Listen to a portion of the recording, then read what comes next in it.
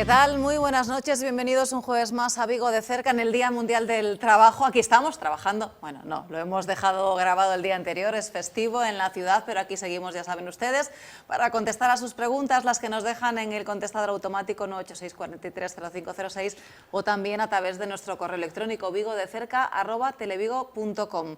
Alcalde de la ciudad, don Abel Caballero, muy buenas noches. Hola, buenas noches. Perdón, decía en este 1 de mayo, aquí estamos para dar respuesta a todo lo que nos trasladan los espectadores y los ciudadanos de Vigo y también para hablar de actualidad. Una semana que ha arrancado con pleno municipal en el que nuevamente se ha hablado del Mundial 2030 y de Balaídos y la exclusión de la ciudad y de nuestro estadio. Sí, y además yo quiero que se hable sin parar de eso, ¿no? Porque estamos asistiendo a, primero, un escándalo absoluto por haberle quitado el Mundial a Vigo cuando estábamos en él y cuando habíamos pasado la lista y estamos formando parte de la lista de las ciudades sede y de repente llega la información a Louzán y ¡paf! Al día siguiente dejamos de ser sede. Pero la cuestión es, ¿quién apoya a Louzán en esto?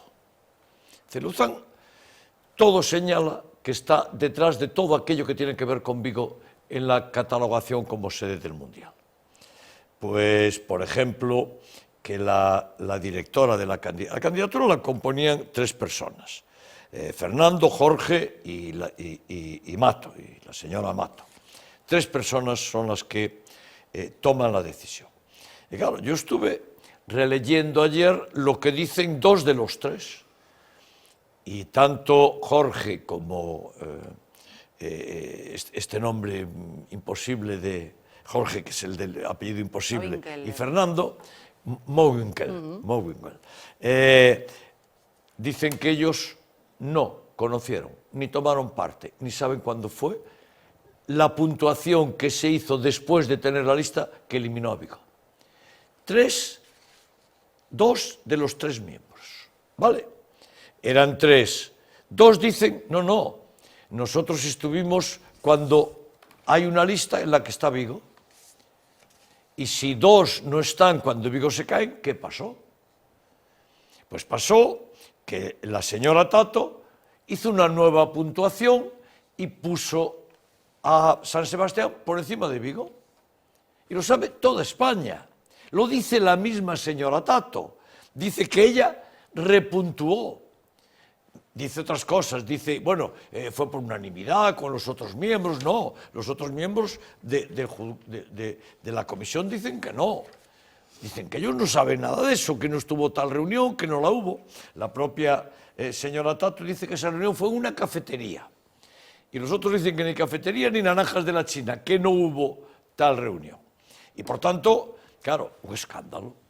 Esto es un escándalo en el que Vigo es sede del Mundial, lo conoce Louzán y la señora Tato cambia la nota. Ella sola lo que parece porque los otros 2 no estuvieron. Y claro, tuvimos un pleno.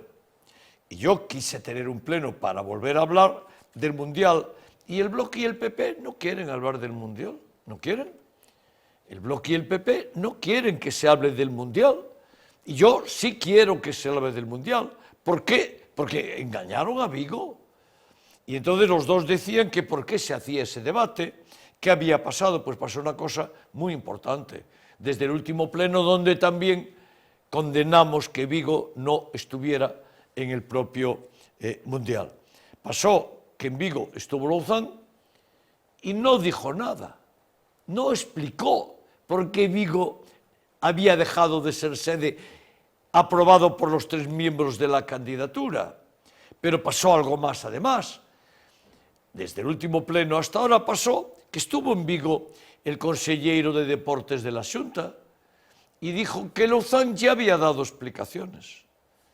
Y claro, llega el debate y la presidenta del Partido Popular dice que ya había dicho que el proyecto de Vigo tenía serias carencias.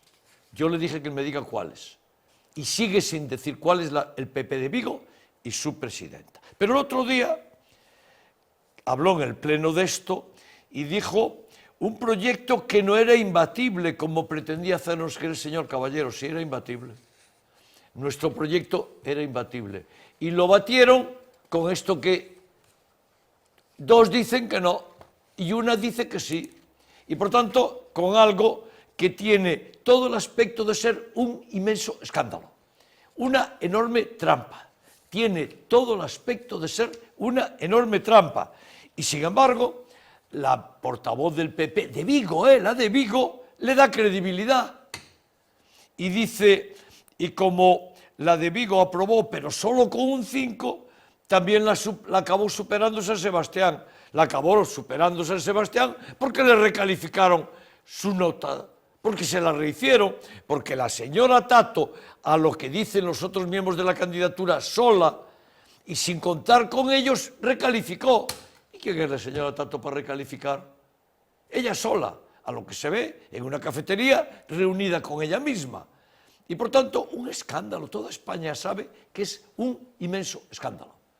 Todo el mundo, menos el Partido Popular de Vigo, que parece que le encanta. Porque lo cita como ejemplo. La superó San Sebastián. No, lo que tenía que decir el Partido de Vigo, el Partido Popular de Vigo, es que es intolerable que se haya hecho una nueva calificación para que pasara San Sebastián y se quedara Vigo. Eso es lo que tiene que decir el Partido Popular, pues no dice exactamente lo contrario.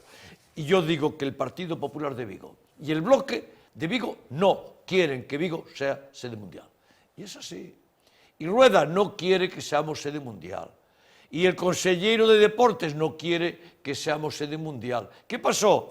Pues pasó que cuando ellos no lo esperaban, apareció todo grabado.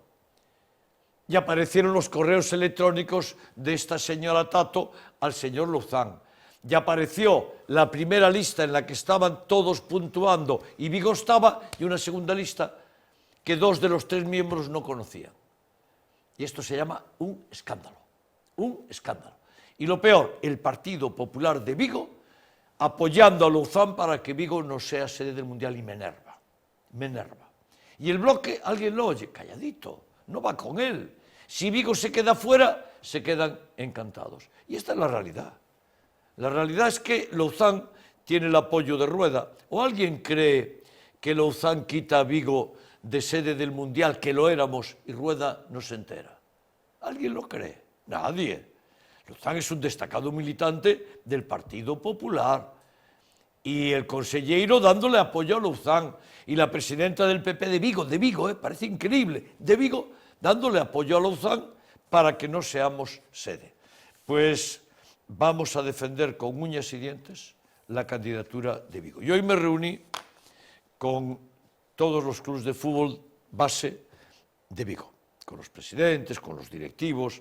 Estuve reunido y les conté todo esto y les conté los pasos que se habían dado.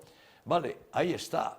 Porque ahí, ¿qué es lo que tenemos? Ahí tenemos el proyecto que está ahí, qué bonito es. Ese es el proyecto del Mundial. Eso que estoy enseñando en la mano derecha es ya el proyecto del Mundial donde se hace la ampliación de la grada de tribuna. Y en el otro lado tengo la portada del Mundo en la que aparece la Federación cambió la lista de las ciudades sede quitando a Vigo. Y ahí están los miembros de tantos equipos de fútbol, presidentes fundamentalmente, a los que convoqué, y están escandalizados. Están escandalizados. Y me lo decían, y me dijeron todo nuestro apoyo, todo lo que necesites. Y algunos me decían, siempre te toca a ti defender a Vigo, porque los demás no están. Y esto es lo que está sucediendo. Así que vamos a dar batalla. Habrá algunas noticias de forma muy rápida e inmediata, porque van a pasar cosas, que nadie crea que nos estamos quietos. Y vamos a ir a los juzgados. Y vamos a ir a los juzgados. Voy a defender Vigo con uñas y dientes. Alcalde, le dice Nuria, estimado señor... Bueno, no, Nuria es la cuenta desde la que manda el correo, el que nos habla es José María Rodríguez Pérez, dice vecino de Vigo, residente del barrio de Colla, tengo 88 años y en primer lugar quiero felicitarle por la destacada gestión que ha venido realizando al frente del Gobierno municipal. Aprovechando la oportunidad que brinda Vigo de cerca, me permito dirigirle una solicitud en nombre de mis vecinos y en el mío propio. Como bien sabido, el barrio de Colla cuentan con el Parque de Abouza, que es de gran utilidad y disfrute para los residentes de las calles Nigrán, El Rosal, Tomiño, entre otras. Representa una vía de acceso más corta y agradable para realizar trámites y compras en la Florida, ir a Caja caja de ahorros, la farmacia, peluquerías, etc. Sin embargo, en los últimos años hemos observado que el parque ha sufrido un deterioro significativo debido a las raíces de los árboles que han salido a la superficie y ha generado que con las lluvias el terreno se cubra de barro, dificultando en muchos casos, imposibilitando incluso en algunos su tránsito, lo que ha ocasionado varias caídas entre los vecinos. Me gustaría solicitarle, si fuera posible, la creación de un sendero que respete las raíces de los árboles, pero que permita a los peatones transitar cómodamente. Asimismo, sería de gran ayuda la instalación de algunos bancos en este espacio, lo que facilitaría que todos los vecinos, incluidos aquellos que utilizamos bastón o carritos, podamos seguir disfrutando de este hermoso rincón de la naturaleza. Agradezco profundamente su atención y quedo a su disposición para cualquier consulta o aclaración. Atentamente, José María Rodríguez. Y le manda fotos incluso de cómo está el aspecto. Bueno, primero, José María, muchísimas gracias por la carta. Bueno, felices 88 años. Qué bien, ¿no? Y lo que dice es verdad, ¿no? A ver, no es que Abouza esté mal, es que es un espacio natural. Claro. Y al ser un espacio natural tiene su propia vida. Claro, las raíces no se pueden dañar y no se pueden tocar. Y después Abouza tiene una característica muy importante, es un humedal. Y eso significa que en verano sigue siendo una zona húmeda, pero es que en invierno es un lago. Es decir, tú y yo ahora a pasear por Abouza, o cualquiera de los que nos está viendo, es un lago. Y claro, en ese lago, como es característica su humedal, hay árboles, está lleno de vegetación. Y además esa vegetación hay que dejarla, tiene vida propia. Es decir, no es un lago en el que, o un sitio en el que estemos, no es un lago no se puede pasear, claro. Pero además es que esa vegetación tiene su vida. Y ahí hay diversidad natural, hay tantas y tantas cosas. Ahora, lo que dice él tiene un punto de razón en una cosa. Seguramente es bueno hacer un sendero de madera. Seguramente, y lo voy a hacer, ya le digo que sí. Un sendero que en la zona, porque está la zona de humedad, la zona de barro, y después el resto es suelo muy blando. Y si pones el pie, pues un poquito te puedes hundir, es hierba, todo aquello, pero claro, no es un sitio cómodo para andar tan pronto llueve un poquito, y por eso es conveniente hacerle un sendero. Tiene que ser de madera, porque es naturaleza, y aquello no se puede poner ningún otro material. Así que voy a mandar que lo vean. Voy a mandar que lo vean, que lo hagan. Estamos también pendientes del arreglo de las escaleras que suben hasta el campo y de las que suben hacia el paseo por donde después se pone la feria, pero seguramente desde esas escaleras hasta la propia carretera es bueno y se debe hacer un sendero de madera. Así que cogida la idea. Bancos, los que quiera, los que quiera. Voy a poner algunos por allí, por la zona por donde se pasea más, para José María y para los y las que lo quieran utilizar. Hay algunos. Es cierto que es posible, hablo ahora un poquito de memoria, ¿no?, que alguno esté un poquito deteriorado porque la humedad también es cierto que daña, y los bancos, son de madera, es cierto que madera tratada, pero se estropean. Por tanto, José María, sí, la Abouza es un humedal y es una zona verde y húmeda magnífica. 2, no se puede tocar y no quiero tocar la parte de vegetación, pero fuera de esa zona seguro que somos capaces de encontrar, sin dañar las raíces de los árboles, una forma de hacer un paseo de madera que le permita a José María pasear, y pondremos bancos al lado del paseo para que se pueda sentar. Alcalde, le dice Natalia, buenas tardes, señor alcalde, muchas gracias por su programa. Da gusto tener un alcalde como usted en una ciudad de primer nivel como Vigo. Mi preocupación, por la cual escribo, es en relación a la escasez de vivienda asequible para comprar. ¿Cuándo estarán disponibles las viviendas de Navia y dónde se podrá consultar su precio y sus características? ¿Es cierto que se construirán miles de viviendas en esa zona o en qué otras zonas? Quedo pendiente de su amable respuesta. Un saludo, Natalia. Bueno, muchas gracias, Natalia, y muchas gracias por la felicitación. Bueno, en este momento en Navia se están construyendo unas 200 y pico de viviendas. En este momento. Las hace la Xunta, pero las paga el Gobierno de España. La Xunta, que tiene una caradura política estremecedora, las hace, pero la parte que tiene que pagar la Administración no la paga la Xunta. La paga el Gobierno de España con fondos europeos. Y la Xunta lo oculta. Pone unos grandes carteles, Xunta de Galicia, pero los paga el Gobierno de España. Lo que hay que hacer, Natalia, es apuntarse en el registro de demandantes de viviendas con algún tipo de protección y cuando llegue el momento saldrá una convocatoria para las solicitudes y se asignarán en base a los méritos de cada una de las personas que las solicita. Y por tanto, no es por ahora todavía, me refiero a esas 200 y pico. El Gobierno de España va a pagar otra tanda más y seguirá en esta línea. Por tanto, en Navia una construcción de un número razonable. Debo decirle a Natalia y a todos que en los 16 años que lleva gobernando el Partido Popular en Galicia desde el gobierno de Emilio Pérez Touriño, en Vigo hizo solo 60 viviendas y tenía que hacer unas 5.000. Tenía que hacer 5.000, hizo solo 60. Ahora está haciendo 200 y pico que paga el Gobierno de España. Y en las solicitudes es un proceso público. Por tanto, Natalia, si vienes al ayuntamiento y vas a urbanismo, allí te informan. En urbanismo del ayuntamiento te informan y te dicen cuándo podrán empezar a ser aproximadamente, ¿no?, las convocatorias, incluso te podrán avisar cuando salgan para que tengas la información. Más lugares. Nosotros vamos a hacer un número importante de viviendas también en el Parque Central de Santa Cristina, al lado de la iglesia de Santa Cristina. Allí, en aquella zona, tenemos un área y en esa zona ya estamos haciendo el proyecto.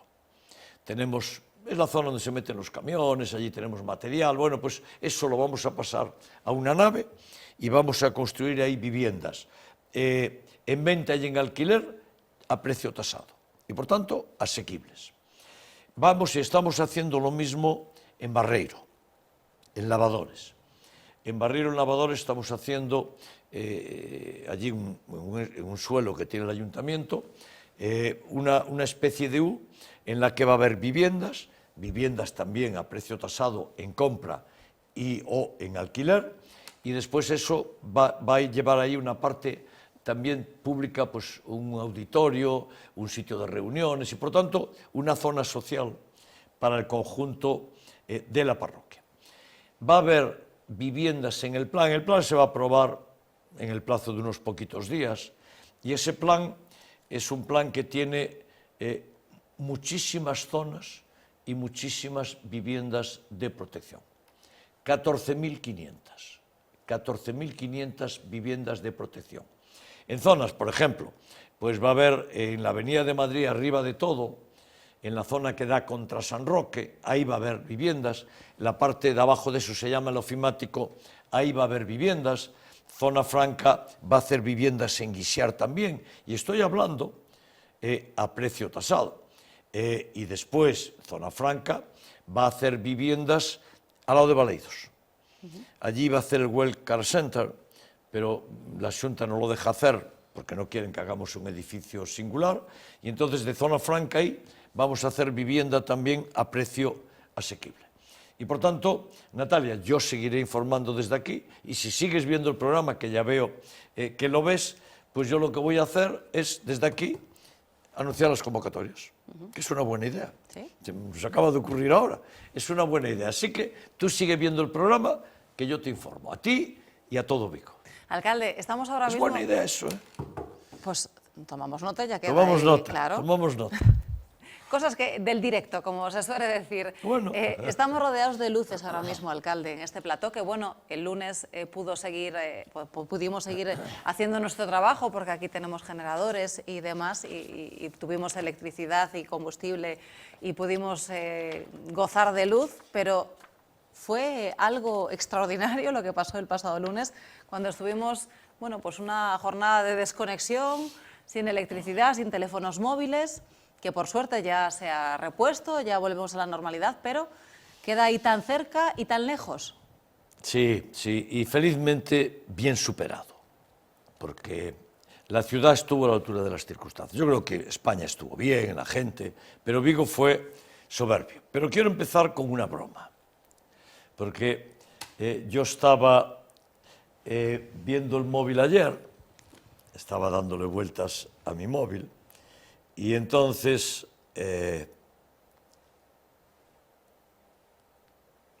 me entró en el móvil,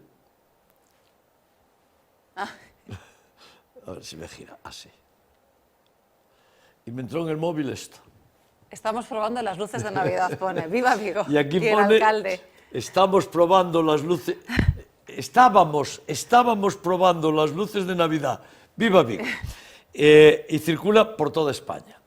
El corte, es una broma, no hay que tomarlo de broma, el corte eléctrico fue por las luces de Vigo. Pero yo estaba ayer viendo la tele, claro, poder ver la tele, y estaba viendo a Wyoming. Como soy amigo de él, pues lo veo con frecuencia, ¿no? Y de repente veo que aparece ocupando toda la pantalla de la tele Ese chiste. mi nombre.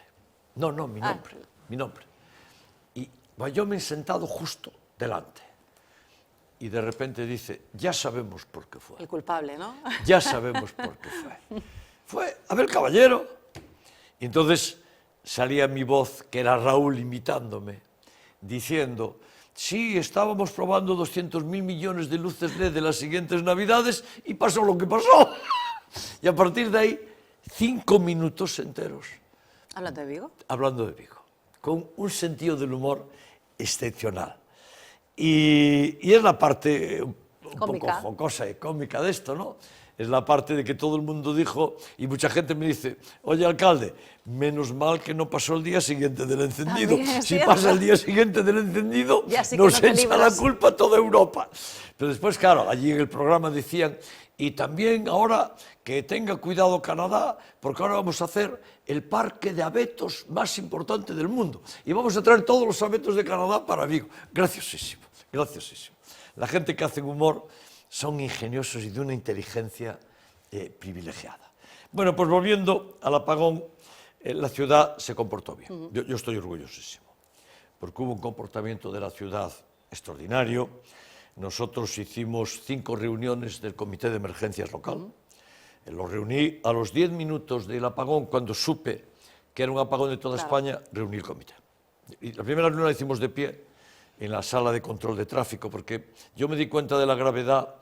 Tan pronto se apagó la luz, bajé a ver cómo estaba la ciudad y vi que nosotros tenemos unas 30 pantallas en la sala de control de tráfico, todas estaban en negro. Se había caído. Y me decían, claro, es que se cayó la luz de cada una de las cámaras. Entonces, en 10 minutos cogí conciencia de la importancia. Reuní ya al comité allí, que estaba la policía, tal, ya llamamos a los bomberos también, vino el comisario de la Policía Nacional, que yo le agradezco mucho su presencia, los responsables de las áreas, todo el mundo, ¿no? Entonces empezamos ya a pasar revisión, lo conté aquí ayer en el programa de mediodía de Televigo, porque empezamos a distribuir policías nacionales, policías locales, bomberos, funcionarios. Pues yo dije que teníamos que sacar por la noche, si no llegaba la luz, los camiones de basura, porque además de recoger la basura, que es muy importante, da tranquilidad.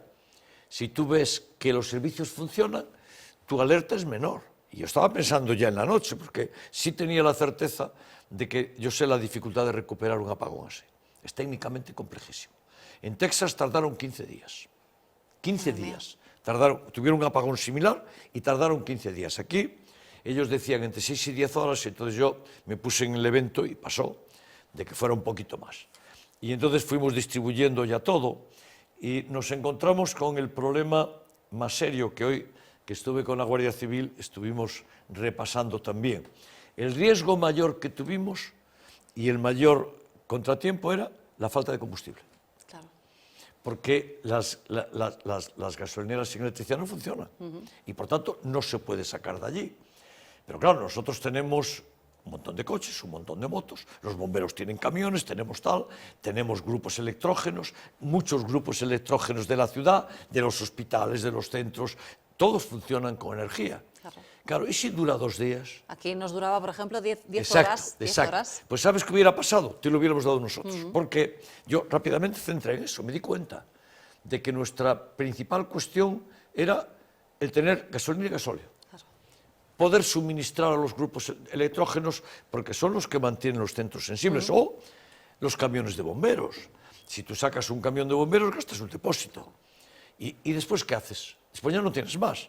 Y entonces empezamos a ver de cuánto combustible disponíamos. Y disponíamos de muy poquito. En los espacios que conocimos hasta que yo me di cuenta y dije, ¿y Vitrasa? Entonces, efectivamente, llamamos a Vitrasa, Vitrasa se incorporó a la reunión y Vitrasa tiene un inmenso depósito, equivalente y por encima de un camión de combustible. Y claro, si tú tienes conectado el expendidor que te trae el camión con ese depósito, el problema lo tenemos resuelto, porque desde allí distribuyes al que lo necesita y aquello además funciona con su propio grupo y por tanto tiene funcionamiento para vaciar. Entonces lo vimos y entonces la siguiente cuestión era, tenemos que asegurar que los camiones con combustible lleguen hasta ahí. Y entonces alguien dijo, bueno, pues esto la Xunta y se tiene que hacer a través de la Dirección General de Emergencias de la Xunta. Yo le encargué al responsable de esa área que lo hiciera. La Xunta no contestó. No fue posible. No fue posible. La Xunta no contestó. Entonces, ¿qué pasó? Lo hicimos directamente nosotros y lo teníamos todo preparado. Llamamos directamente nosotros al expendidor, le dijimos un camión a tal hora, otro a tal hora, todo preparado por si se necesitaba. Pero la Xunta, ni siquiera fue posible localizar a la Xunta, a la Dirección General de Emergencias de la Xunta para organizar el suministro del combustible, porque yo le dije en la llamada que le dijeran a la Xunta que esto se hiciera en más sitios, porque nosotros desde Vigo nos podíamos encargar de las emergencias de Vigo y de nuestro entorno. Pero otros sitios, otras ciudades, a través de sistema como el Vitrasa nuestro, podrían hacer un reparto similar. Ni siquiera aparecieron. Ni siquiera aparecieron. Y claro, pues yo debo decirlo, es que en Vigo quienes se encargaron de que esto funcionara fue esta Junta de Seguridad Local que yo presido, con el comisario de policía y todas las policías locales. La próxima vez incorporaremos a la Guardia Civil, en contacto con el aeropuerto, en contacto con el puerto, y fuimos preveyendo todos los eventos, porque el siguiente era la tranquilidad en la noche. Y entonces fue cuando la Policía Nacional sacó 25 patrullas, nosotros 19, metimos 2 camiones de bomberos circulando sin parar y con las luces encendidas para que se viera por toda la ciudad, los dos ámbitos de bomberos preparados con todas las dotaciones necesarias, los policías y los bomberos voluntarios se apuntaron enseguida para todo lo que hiciera falta. Fíjate, hasta por la noche sacamos los barrenderos, porque si tú estás en tu casa y ves que hay los servicios públicos, bueno, pues esto está controlado, te da la sensación. Y después le advertimos a la gente del cuidado con el tráfico, porque no había semáforos, pero sobre todo que si por la noche necesitaban algo, que se asomaran a la ventana, que iba a estar un policía moviéndose, formas de localizar. Sí, de hecho las luces asomamos por la ventana y estaba todo oscuridad y penumbra, salvo las luces de los coches, de los policías. Y una anécdota desde mi casa. En mi casa yo veo el puerto, la ría. Tengo unas cristaleras grandes. El puerto estaba apagado, pero había un barco atracado. Y el barco tenía sus luces, como todos los barcos que tienen un generador, y estaba generando. Pues con aquellas luces yo hacía sombra en la pared de mi casa. Y mira que el puerto estaba a una distancia. Luego de noche, qué importante, era un poquito luz. Y las fotografías que hay del cielo, que además tuvimos buen día en la noche de lunes, estaba completamente estrellado. Sí, pero era mejor no verlas esa noche. No. Yo quiero luz eléctrica. Efectivamente. Yo quiero luz eléctrica en las calles. Y la verdad es que lo resolvimos bien. A mí me pareció que la Xunta, cuando canceló las clases, tenía que haberlo hecho 4 horas antes. Yo lo hubiera hecho 4 horas antes. Porque ya se veía que lo más probable era que no pudiera haber clase al día siguiente, porque iba a haber una cierta confusión. Y después, nuestra última prueba de fuego, digámoslo de esa forma, era en el momento en el que llegó la luz y se pusieron en marcha los semáforos. Porque los semáforos tienen que estar perfectamente sincronizados. Si no, imagínate que se ponen todos en verde. Caos. Menudo caos, sí, accidentes y lamentar daños graves seguro. Conectamos el sistema, perfecto. Perfecto. Todos los semáforos sincronizados, lo cual significa que tenemos una altísima calidad en los servicios, porque todos sabemos un poquito ordenadores. Y, oye, después de un apagón así, algo se descompone, se descompensa, ¿no? Todo perfecto. No hubo que hacer ningún ajuste. Yo dejarme que os lo diga, os agradezco muchísimo a la ciudad el comportamiento, muchísimo. Yo aproveché un rato y estuve por la calle para charlar con gente, coger la sensación, y la ciudad confiaba en nosotros. Incluso mucha gente por allí, por la Puerta del Sol, me decía, alcalde, ¿tú qué sabes? ¿Cuándo vuelve la luz? ¿A qué hora? Bueno, ojalá lo supiéramos. Esto funcionará. Y después a las policías, Sí. a todos los servidores públicos, muchísimas gracias. Vigo estuvo a la altura. Una última cosa antes de irnos a publicidad, alcalde, porque no es que nos vaya a apetecer mucho meternos en el agua con este tiempo que tenemos para este puente, pero de momento se mantiene la recomendación de no bañarse. Sí, tenemos algunas playas que ya sabemos que están bien, y no las voy a decir. Y tenemos otras que no están bien como tienen que estar. Recomendación, no nos vamos, ahora ya está lloviendo, por tanto es un poquito ya pro forma, ¿no? Pero aunque hubiera buen tiempo, no nos bañemos hasta que yo diga que sí. Estamos haciendo continuamente análisis y tenemos que tener las garantías de que el nivel bacteriológico es el que tiene que ser, siempre hay bacterias, pero inocuas, y por tanto que nadie se bañe. La lluvia es un aliado, yo prefería que no hiciera lluvia y hiciera sol, porque es un puente y la gente lo debían disfrutar con buen tiempo, pero hasta que yo lo diga, no se baña nadie. De lluvia este año vamos servidos, alcalde. Esperemos que nos venga un buen verano. Vamos a hacer un alto en el camino, no se muevan, enseguida estamos de vuelta con ustedes.